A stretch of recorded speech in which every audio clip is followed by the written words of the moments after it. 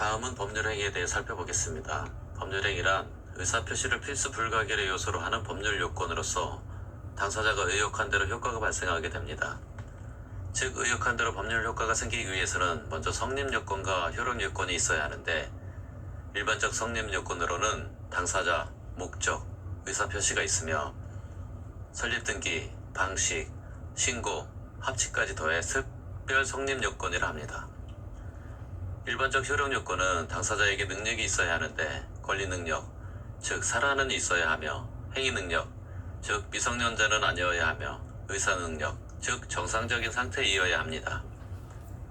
목적은 확가적사, 즉 확정성, 가능성, 적법성, 사회적 타당성이 있어야 하며, 의사와 표시가 일치하고 하자가 없어야 하며, 대리권의 존재, 조건의 성취, 기한의 도래, 사망, 등기, 허가까지 더해 특별 효력 요건이라 하는데, 성립 요건만 갖춘 경우에는 그냥 성립하였다고 말하며, 성립 요건을 못 갖춘 경우에는 불성립이라 말합니다.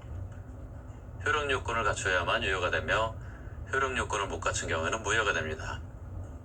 여기서 무효와 불성립은 전혀 다른 개념으로서, 불성립은 성립 요건도 못 갖춘 것을 말하며, 무효는 성립 요건은 갖추었으나 효력 요건을 못 갖춘 것이 됩니다.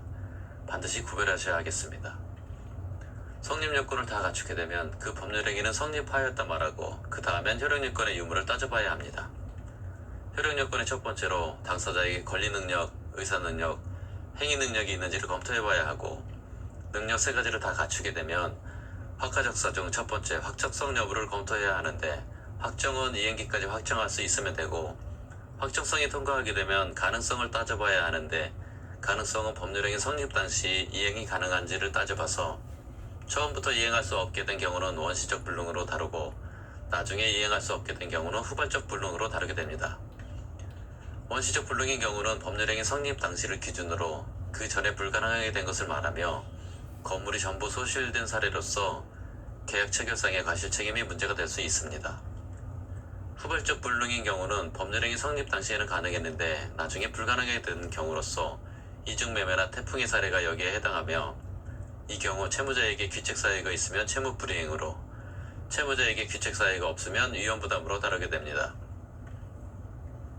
위험부담이 문제가 되기 위한 전제조건으로는 첫째, 쌍무계약에 있어서, 둘째, 채무자의 책임 없는 사유로, 셋째, 후발적 불능이 되었을 때 나오게 되며, 채무자의 위험부담은 당사자 쌍방의 책임 없는 사유 한 가지이며, 채권자의 위험부담은 두 가지로서, 첫째, 채권자의 책임 있는 사유, 둘째, 수령지체 중 당사자 쌍방의 책임 없는 사유일 때 나오게 됩니다. 위험부담은 계약 파트에서 다시 한번 살펴보도록 하겠습니다. 확가적사 중 두 번째 요건이 통과하게 되면 세 번째로 적법성이 있는지를 따져봐야 하는데, 적법성에는 단속법규와 효력법규가 있으며, 단속법규는 행정상 단속에만 목적이 있는 규정으로 유효하며, 효력법규는 사법상 행위의 목적에도 영향을 미치는 규정이므로 무효가 됩니다. 즉, 적법성 통과 여부는 효력법규 위반만 아니면 통과하게 되는 거죠. 세 번째 요건을 통과하게 되면 네 번째로 사회적 타당성이 있는지 따져봐야 하는데, 사회적 타당성에는 반사회적 법률행위와 불공정한 법률행위 두 가지가 있으며, 반사회적 법률행위와 불공정한 법률행위에 해당하지 않으면 사회적 타당성을 통과하게 됩니다. 그리고 의사와 표시가 일치하고 하자가 없어야 효력 요건을 모두 갖추게 되며 비로소 법률행위는 유효가 됩니다. 다음은 103조 반사회적 법률행위, 104조 불공정한 법률행위, 103조와 104조와 연관이 있는 746조 불법 원인 급여에 대해 살펴보겠습니다. 먼저 반사회적 법률행위는 첩계약 사례로서 절대적 무효이며 불법 원인 급여이기 때문에 반환 청구를 못하는 것이 원칙입니다. 따라서 첩계약의 당사자인 병이 소유권을 취득하며 이를 반사적 이익이라 합니다. 즉, 반사회적 법률행위, 불법 원인 급여, 반사적 이익은 한 세트라고 보시면 되겠습니다. 불공정한 법률행위는 노인 사례로서 시가 3억 원의 건물을 1억 원의 계약을 체결하고 그 다음날 바로 중도금을 지급한 사례로서 폭리를 취할 이용 의사가 다분히 있으므로, 여기서 폭리를 취할 이용 의사가 있다고 볼 수 있는 이유는 계약 체결 다음날 바로 중도금을 지급했기 때문에 이용 의사가 다분히 있다고 볼 수 있습니다. 역시 절대적 무효이며, 불공정한 법률행위가 성립하기 위해서는 첫째, 현저한 불균형이 있어야 하며, 여기서 현저한 불균형이란 시가의 3배 이상을 말합니다. 둘째, 궁박, 경솔 또는 무경험 중 하나만 갖춰도 해당되며 셋째, 폭리자의 이용 의사가 있어야 합니다.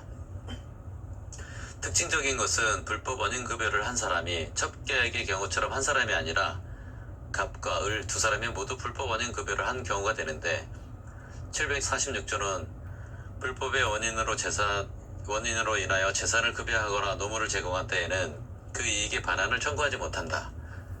그러나 그 불법의 원인이 수익자에게만 있는 때에는 그러하지 아니었다. 즉 피해자에게는 단서를 적용하여 반환 청구가 가능하지만 수익자에게는 법문을 적용하여 반환 청구를 못하게 규정하고 있다는 거 꼭 기억하셔야 하겠습니다.